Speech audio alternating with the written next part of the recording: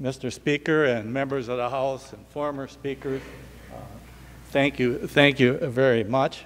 I want to thank you for the acknowledgments and the heartfelt words of recognition. I'm truly overwhelmed and humbled by this experience.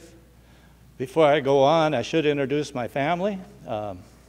My wife, Carol, I met her here back in the 70s, and to my advantage was she understood the commitment I was making when I continued to work. She sacrificed actually her career somewhat to raise the family back in those days, and without her support, I could not have done it. To my Ryan, my second son, and Annie, thank you very much. And I know I missed some of your school events over the years, but anyway, we made it work. So thank you, and thank you very much. And then I want to introduce a few of my extended crowd. I don't know if I can trust them up there.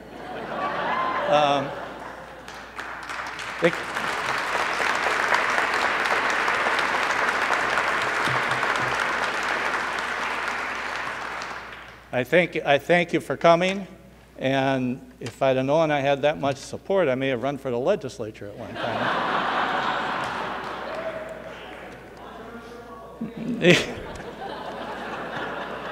Oh, decision time, right?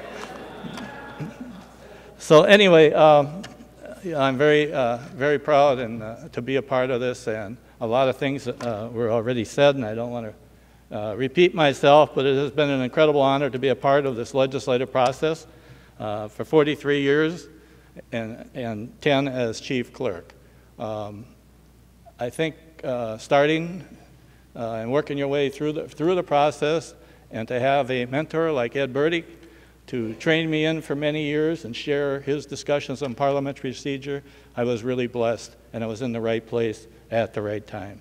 So it's just one of those things, and I sure hope, and I know, I tried to carry that theme on to today, and I think you're in very good hands with Pat Murphy.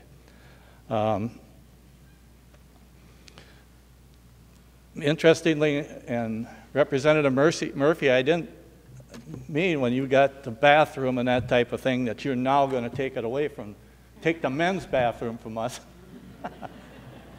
and turn the women's bathroom into a stairwell. But anyway, yeah, it's part of the deal, I guess, and part of the transition that takes place around here. And she is right. I did start in 1970, and the first thing I did was come in on the weekend to unload those chairs. Plus, we also had done restoration back in those days, and it was just completed. And we had to do a lot of vacuuming and put a lot of bookshelves back on the shelf before the first day of session. And I leave today with the same situation going on. So I haven't accomplished a thing. So anyway, you legislators, elected legislators, past and present, provide me a life's greatest reward, and that is to have a long and rich professional career. I can't thank you enough for that opportunity, and I feel very fortunate and an opportunity to enjoy the fellowship of these great men and women who serve in this House.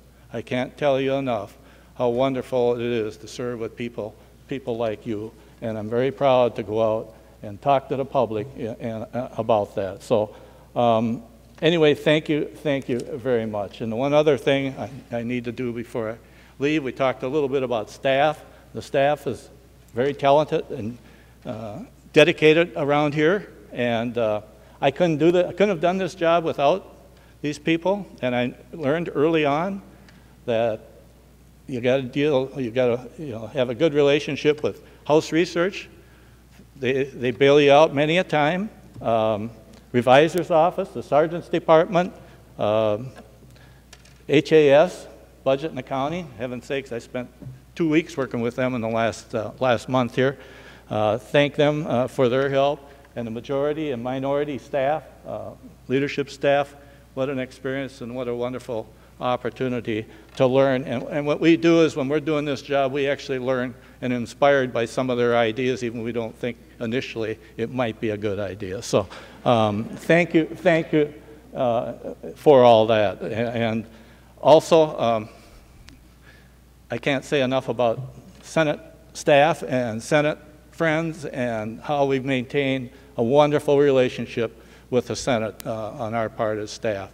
We have to deal with them a lot. I know members probably don't realize that too much, but even though the bickering goes on behind the scenes on bills and that type of thing, we still have to transfer the messages. We still have to carry out these activities. So they've been wonderful, wonderful to work with, and I want to thank them also.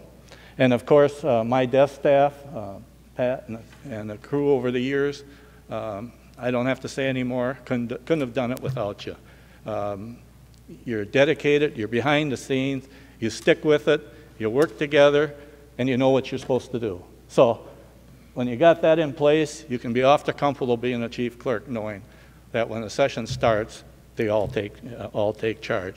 Thank you very much, really appreciate it. I got a lot of them right here down front. So they are exceptional people with unusual skills, and we have that, throughout the house. And I hope you can maintain that. It's been an exciting experience for me. Like it was said, I do love this place. I'm going to miss it, but I'm already enjoying my morning coffee and a newspaper, and perhaps taking a nap before I have had spending a lot of time napping the last week, believe it or not, and I can sleep through the night.